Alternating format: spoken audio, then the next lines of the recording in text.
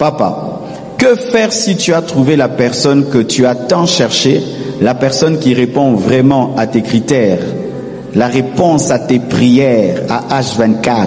Ça, c'est moi qui ai ajouté. La réponse à tes prières, et que vous deux, vous vous aimez aussi, seulement les parents ne veulent pas d'elle et te mettent la pression de rompre cette relation. Que faire? Ça, c'est une question très importante.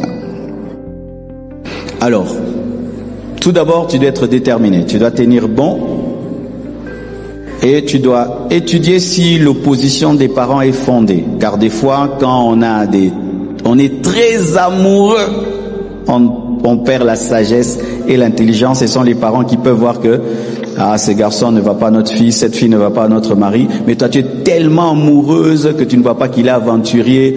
Tu es tellement amoureux, tu ne vois pas que c'est une femme qui n'est pas de ton niveau. Mais les parents qui t'ont éduqué, qui savent ce que tu vaux, peuvent dire l'amour là a aveuglé notre enfant.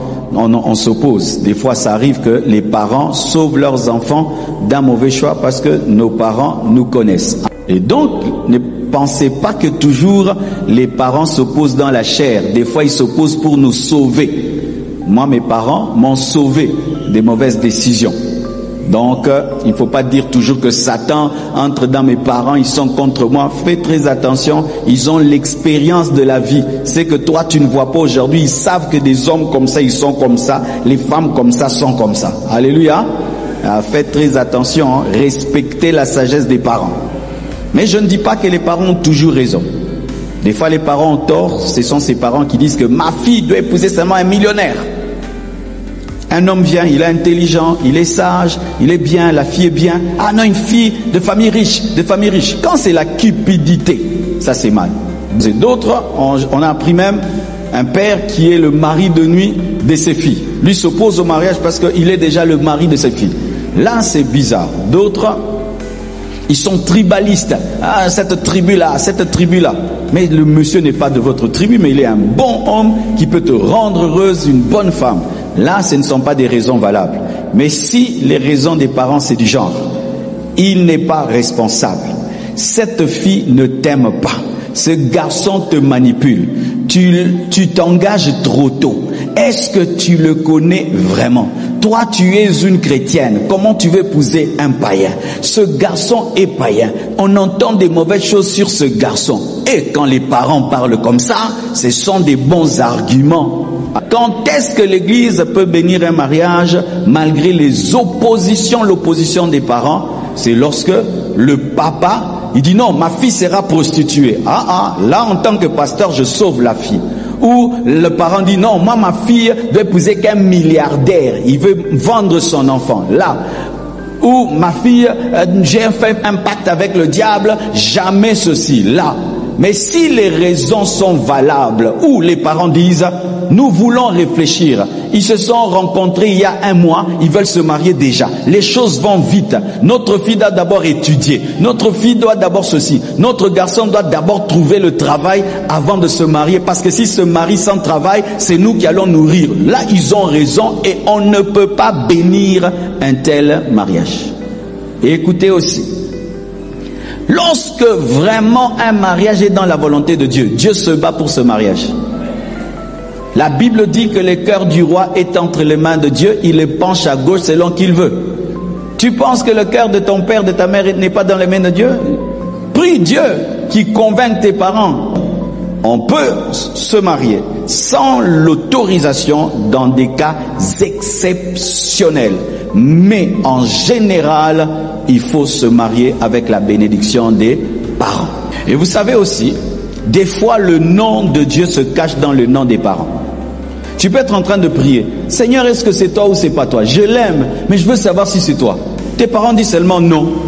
Et des fois même, il n'y a pas une raison valable. Et ils disent non, si tu vas là-bas, on ne viendra pas. Peut-être c'est Dieu qui s'est caché derrière le nom de tes parents pour te sauver d'un mauvais choix. Et demain, tu apprends, oh, que c'était une mauvaise femme, c'était un mauvais mari. C'est pourquoi un homme qui marche avec Dieu, la Bible dit que toute chose concourt au bien de ceux qui aiment Dieu. Ah, j'allais oublier.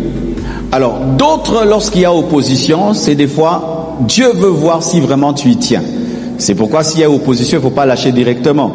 Des fois, il faut tenir. Des fois, les parents, ils ont comme stratégie, ils se disent, ah, notre garçon, il vient, j'aime cette fille. Demain, j'aime celle-ci. Et puis demain, notre fille, des fois, j'aime. Peut-être c'est encore le loenge. Allez, on s'oppose. On va voir si vraiment il tient à cette fille ou elle tient à ce garçon. Et ils s'opposent pour voir ta détermination. Et ils disent non pendant 1 mois, non pendant 1 année, 2 ans, mais tu tiens. Alors, non, ah, là cette fois-ci vraiment, il est amoureux. Ça c'est sérieux. On peut aller parce que les parents aussi des fois ils ont honte d'accompagner leur garçon ou leur fille dans une aventure. Et sachez que lorsque tu te maries sans la bénédiction des parents et qu'ils avaient raison, tu sais le problème que tu auras. Le jour que tu auras des problèmes dans ton couple, tu auras honte d'aller chercher tes parents parce qu'ils te diront, on t'avait dit non. Ainsi tu vas souffrir. Et si ton conjoint sait que tu t'es marié sans la bénédiction de tes parents, il va utiliser ça. Il sait qu'il peut te faire du mal, tu n'as pas où accuser. Il va te couper de ta famille, te couper de tes parents spirituels, de tes parents dans la chair, parce que tu auras honte d'aller vers eux, parce qu'ils t'auront déjà dit, nous on était contre. C'est pourquoi faites très attention, parce que se marier sans la bénédiction des parents divise des familles pour toujours. Hein. Il y a des filles, des garçons qui se sont mariés, même s'ils ne venaient pas, j'ai mon Dieu. Et puis tu te coupes. Les jours que tu as tes enfants, ils ne connaissent pas leurs grands-parents, ils ne connaissent pas leurs oncles, et tu vas vivre dans ton coin perdu, alors que nous sommes des animaux sociaux qui avons besoin de vivre en famille. Un jour tu envoies tes enfants voir mémé, un jour mémé va voir les enfants, ça fait partie de la vie des enfants, donc soyez prudents, ne soyez pas des amoureux têtus. Des fois, Dieu nous parle au travers des oppositions, mais des fois aussi, c'est Satan. Il y a des tribus ou des coutumes où les parents disent « Non, on ne veut pas ce garçon, nous on avait choisi celui-là, n'est-ce pas ?» Alors, mes frères et sœurs, il arrive des fois que les parents choisissent bien, mais il arrive aussi qu'ils choisissent mal. Si ta famille te choisit un homme, et toi tu ne l'aimes pas, tu as le droit de refuser. Amen. Parce qu'on ne se marie pas pour plaire aux parents, on se marie d'abord pour Dieu et pour soi-même. Alléluia. Nous, on avait choisi que notre fille va épouser votre fille et vous grandissez ensemble et puis un jour, mariez-vous. Non. S'il n'y a pas l'amour et la volonté de Dieu, même si les parents veulent, ne le faites pas. Il y a un faux verset biblique qui dit que les parents sont les dieux de la terre. Ça n'existe pas dans la Bible. C'est un verset de glossaire ou d'Apocalypse 800 verset 1000.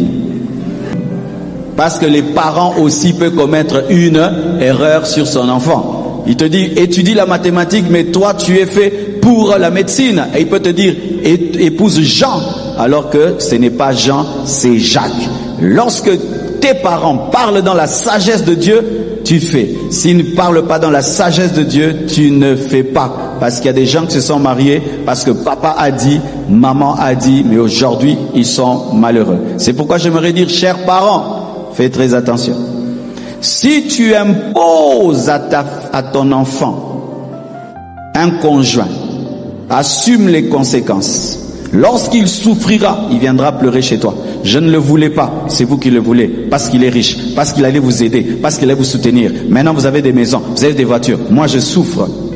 Ou aussi, parents, lorsque ton enfant aime, et c'est un enfant, aime quelqu'un, et cette personne est bien, ne t'oppose pas par trop de caprices, parce que certains parents, vous avez fait rater même les mariages de vos enfants. Et l'enfant, par la grâce de Dieu, a quelqu'un qui va l'épouser. Non, pas elle, pas elle. Vous voulez un enfant, un conjoint parfait, une femme parfaite pour votre garçon, un garçon parfait pour votre fille. Et puis ce garçon part. Et plus jamais quelqu'un ne revient. Et votre fille vieillit à la maison. Elle pleurera en votre nom.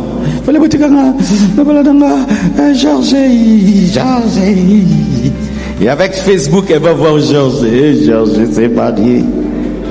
Ah oui, hein.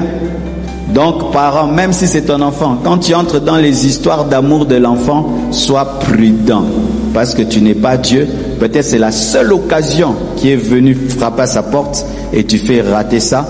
Ou tu lui fais rater un garçon sérieux et elle tombe sur un aventurier qui le fait souffrir, elle va pleurer en votre nom. C'est pourquoi même quand on venait aussi même me voir, pasteur, je vais épouser tel, si je ne vois pas clairement qu'il est mauvais ou il est bien, j'ai dit ok, mariez-vous pour que personne ne pleure en mon nom.